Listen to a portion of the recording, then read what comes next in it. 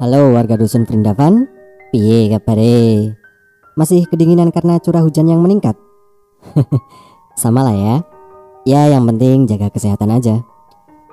Cinta itu nggak hanya bisa menyatukan dua insan yang sedang kasmaran, tapi cinta juga bisa mendamaikan dua negara yang saling bertentangan. Dan itulah konsep cerita yang diusung oleh film berjudul Bajrangi Bhaijaan yang rilis tahun 2015 ini. Film yang dibintangi oleh Salman Khan dan Kareena Kapoor ini menurutku pribadi sangat epik karena kisah dan isu yang dibawa di dalamnya. Dan jujur saja aku sangat excited membawakan alur cerita film ini. Penasaran? Tapi sebelum kita lanjut, jangan lupa subscribe dan aktifin notifikasinya. Mari kita mulai alur ceritanya dan... Bumper.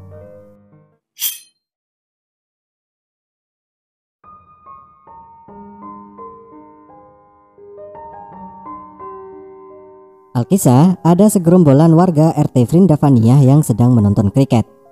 Dan salah satu emak-emak di sana yang sedang hamil ingin memberikan nama anaknya seperti nama pemain kriket terkenal yaitu Shahid Afridi yang membawa kemenangan pada negara Pakistan. Tapi 6 tahun kemudian yang keluar bukanlah anak laki-laki, melainkan anak perempuan cantik yang diberi nama Syahidah. Sumpah kalau aku jadi bapaknya nih anak, misalnya ada yang berani nyakitin hatinya, bakalan tak kasih daun rawe di sempaknya biar gatal-gatal tuh batang. Namun tak seperti wajahnya yang ayu, Tuhan memberikan cobaan pada Syahidah, yaitu dia tidak bisa bicara sampai sekarang. Tapi sayangnya tidak ada penjelasan kenapa dia tidak bisa bicara, jadi kita skip aja ya. Lalu di suatu hari, Syahidah yang sedang menggembala bersama ayahnya disuruh pulang duluan. Ya Allah, viewnya bagus banget ya Allah. Pengen liburan ke sana. Maaf, salah fokus. Tapi terjadi suatu insiden yang tidak diinginkan. Karena Syahidah mengejar roda mainannya, dia pun terjatuh ke jurang. Ibunya panik karena Syahidah tak kunjung pulang, sehingga warga di sana membantunya untuk mencari Syahidah hingga petang menjelang. Warga sempat kesulitan menemukan Syahidah karena Syahidah tidak menyaut ketika dipanggil. Dan alhamdulillah Syahidah ditemukan. Untungnya dia nyangkut di pohon dan selama itu dia bertengger di sana menunggu bantuan karena dia sendiri tidak bisa teriak. Karena itu, sesepuh di sana menyarankan agar Syahidah dibawa ke sebuah tempat suci di Delhi, India, agar dia bisa bicara. Ya, kalau di Jawa biasanya disuruh ke kiai atau makam wali gitulah. Ikhtiar siapa tahu bisa bicara. Namun, karena ayah Syahidah pernah masuk militer, maka akan sulit baginya untuk masuk ke India. Kenapa begitu? Kalau mau tahu soal konflik kedua negara ini, baca di bawah Google ya. Takutnya kena dolar kuning ntar kalau dijelasin di sini. Lalu ibu Syahidah bertekad untuk membawa Syahidah ke Delhi sendirian tanpa ayahnya. Singkat cerita, ibu Syahidah membawa Syahidah ke Delhi. Dan setelah selesai semuanya, mereka berdua pulang. Namun di tengah perjalanan, sebelum memasuki perbatasan Pakistan, kereta berhenti karena mengalami kendala teknis. Di saat semua orang terlelap, Syahidah waktu itu keluar kereta karena melihat domba kecil. Tapi sesaat setelah dia keluar, kereta malah berjalan sehingga Syahidah ketinggalan. Tak berselang lama, ada kereta barang yang berhenti juga. Syahidah mengira kereta itu bisa mengejar ibunya. Namun nyatanya kereta itu malah ke jalur lain yang malah lebih jauh. Sebagai orang tua, ibunya jelas panik karena tidak melihat anaknya di kereta. Tapi setelah para penjaga mencarinya, Syahidah tetap tidak ditemukan. Meskipun ibunya ngeyel ingin mencarinya sendiri, tapi dia butuh visa lagi untuk pergi ke India. Emang iya sih, kalau hilangnya beda RT sih masih gampang nyarinya. Tapi ini udah beda negara loh. Bakalan ribet pastinya. Dan mau tidak mau orang tuanya hanya bisa pasrah dan berharap ada orang berhati mulia yang mau menjaga Syahidah. Keesokan harinya, Syahidah terbangun di suatu tempat yang sedang mengadakan festival Dewa Hanuman. Setelah festival, dia bertemu dengan sebiji pria yang kasihan melihat Syahidah yang terus mengikutinya. Sebut saja dia Pawan. Pawan saat itu menawarinya makan. Seperti layaknya orang yang bertemu anak hilang, Pawan bertanya di mana rumah dan orang tuanya. Tapi karena Syahidah tidak bisa bicara, Pawan pun kebingungan. Bahkan meskipun pertanyaannya ditulis di kertas, Syahidah juga tidak menjawab karena dia juga belum pernah sekolah. Pawan pun sempat mengira Syahidah adalah pengemis karena terus mengikutinya.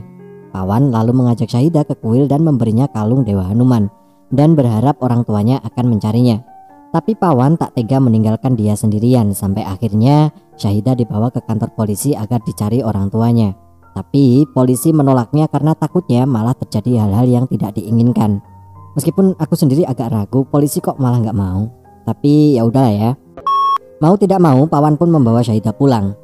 Di tengah perjalanan, Syahidah diberi pertanyaan, tapi Syahidah hanya bisa menggunakan bahasa isyarat. Setelah itu, Pawan menyebutkan nama-nama kota di India. Pawan menyuruh Syahidah mengangkat tangan dan mengangguk jika kota yang ia sebutkan benar. Tapi tak ada satupun nama kota yang benar. Sampai-sampai para penumpang bus ikut-ikutan menyebutkan nama-nama kota. Dan itu malah menjalin keakraban antara mereka. Lalu Pawan menceritakan tentang dirinya pada para penumpang bus.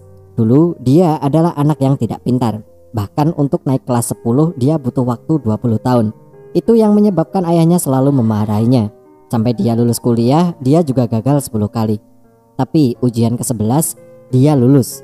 Namun sebelum dia bilang sama ayahnya sudah menyuruhnya untuk pergi ke rumah teman lamanya di Delhi. Temannya akan mencarikan Pawan pekerjaan. Dan ketika Pawan bilang dia lulus, ayahnya sangat terkejut. Dan saking terkejutnya dia meninggal. Aneh. Untuk itu Pawan pergi ke Delhi. Dan di perjalanan dia bertemu seorang wanita bernama Rasika. Dan karena kepolosan dan kejujurannya soal ongkos bus, Rasika malah marah padanya. Lalu sesampainya di rumah teman ayahnya, Pawan bertemu lagi dengan Rasika. Ternyata Rasika adalah anak teman ayahnya. Emang sih kalau bapaknya garang biasanya anaknya cantik-cantik. Besoknya saat makan bersama, Pawan mencium bau daging. Lalu ayah Rasika bilang bau daging itu dari tetangganya yang seorang muslim. Lalu ayah Rasika bilang jika dia tidak akan mengizinkan orang yang beragama lain untuk masuk rumahnya. Lalu Rasika melihat dengan mata kepalanya sendiri kalau Pawan memang orang jujur, karena dia mengembalikan ongkos bus yang masih dibawanya ke Rasika. Besoknya Pawan ikut ke sekolah bersama Rasika yang sedang mengajar untuk dapat pekerjaan. Dan karena kepolosannya, dia dengan mudah mengambil hati anak-anak di sana. Tapi bukan hanya mengambil hati anak-anak, dia juga mengambil hati Rasika karena sifat baiknya dan sering bantu orang lain yang membutuhkan. Selain itu, dia juga taat pada agamanya. Karena itulah kedekatan mereka selama ini akhirnya menjadi percikan asmara. Bahkan Rasika yang akan dijodohkan oleh ayahnya malah bilang jika dia mencintai Pawan. Namun ayah Rasika yang keras langsung mengajukan syarat pada Pawan. Dia harus membuktikan jika dia layak untuk anaknya. Dan untuk itu dia harus membeli rumah dengan jerih payahnya sendiri. Scene berganti, di mana Pawan sudah sampai rumah Rasika dengan membawa Syahidah. Pawan menjelaskan pada ayah Rasika jika Syahidah akan tinggal di sana sementara waktu sampai orang tuanya ketemu. Pawan yang sebenarnya tidak tahu nama dan agama Syahidah hanya melihat secara fisik jika mungkin dia berkasta Brahmana. Meski begitu, ayah Rasika kasihan melihat Pawan yang selalu membantu orang lain tanpa memikirkan hidupnya sendiri. Dan semenjak saat itu, orang-orang di sana memanggil Syahidah dengan nama Muni. Di lain hari saat makan, Syahidah tidak suka dengan makanan vegetarian. Lalu tanpa sengaja dia mencium bau makanan dari tetangganya yang muslim. Dan dia pergi ke sana tanpa bilang-bilang sampai-sampai orang-orang mencarinya. Dan ketika ketemu, Syahidah sedang lahap memakan daging di rumah tetangga Rasika. Karena itu, Pawan mengajak Syahidah pergi ke warteg untuk makan ayam. Pawan yang tidak pernah makan daging hanya mengantarkan Syahidah makan. Sesampainya di sana, Syahidah menangis karena dia melihat seorang emak-emak yang menyuapi anaknya. Ya, Syahidah rindu dengan ibunya. Karena itu, Rasika pun menghiburnya. Di lain hari, Pawan mengajak Syahidah jalan-jalan. Di sana dia mengambil gelang tanpa bilang-bilang. Iya, sebenarnya mencuri sih. Tapi namanya juga anak-anak yang gak tahu apa-apa. Dan gak tahu kenapa Syahidah sangat terobsesi sama gelang. Karena itu, Pawan mengajaknya pergi ke kuil Hanuman yang bersebelahan dengan masjid untuk minta maaf. Tapi di sana, Syahidah malah masuk ke masjid di saat Pawan lengah. Pawan sebenarnya takut masuk masjid. Tapi untuk mencari Syahidah, dia akhirnya terpaksa masuk. Dan tanpa disangka, dia malah melihat Syahidah berdoa di masjid.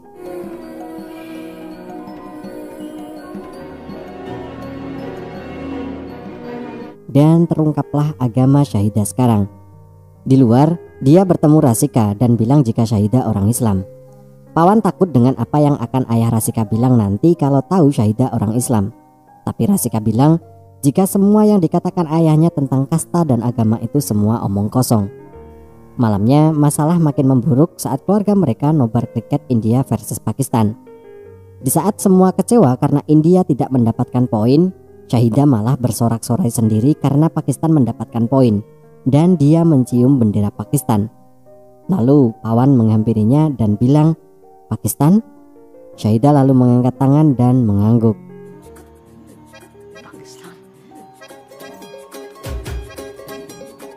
Itu tandanya dia adalah orang Pakistan. Karena itu ayah Rasika marah bukan main dan menyuruh Pawan untuk mengantarkan Syahidah ke kedutaan Pakistan karena ayah Rasika tidak ingin menampungnya lagi di rumahnya. Besoknya Pawan mengajak Syahidah ke kedutaan Pakistan. Tapi waktunya tidak tepat karena ada demonstrasi di sana. Waktu itu Pawan agak kesulitan memulangkan Syahidah ke negaranya karena dia tidak punya paspor maupun visa. Setelah itu, tak berselang lama, demonstrasi yang awalnya berjalan damai malah dirusak oleh beberapa oknum yang anarkis sehingga Pawan harus melindungi Syahidah dengan tubuhnya sendiri. Karena kejadian itu, kedutaan Pakistan ditutup sampai sebulan. Tapi ayah Rasika bersikeras tidak mau menampung Syahidah lagi. Hal itu membuat Pawan dilema karena tidak bisa mengantarkan Syahidah pulang. Lalu ayah Rasika menyuruh Pawan pergi ke agen perjalanan. Di agen perjalanan, mereka tidak bisa membuat paspor Pakistan. Mereka bisa membuat paspor negara lain tapi tidak dengan paspor Pakistan. Inilah yang akan terjadi jika permusuhan selalu ada. Mbok yo damai, kan enak toh. Lalu agen perjalanan itu menawari Pawan menyeberangi perbatasan tanpa paspor. Ya intinya perjalanan ilegal lah. Tapi itu butuh biaya sebesar 1,5 lah. Atau jika dikonversikan ke rupiah ya sekitar 28 jutaan. Tapi demi untuk membawa Syahidah pulang, Pawan menggunakan tabungannya untuk membeli rumah untuk mengurus Syahidah pulang. Bahkan Rasika juga ikut membantu. Singkat kata terkumpullah uang itu. Lalu Pawan mengajak Syahidah ke agen perjalanan dan meninggalkannya di sana.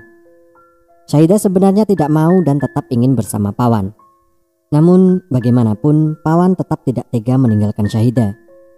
Di saat dia melihat gelang yang disukai Syahidah, Pawan pun langsung lari mengejar Syahidah yang sudah diajak pergi.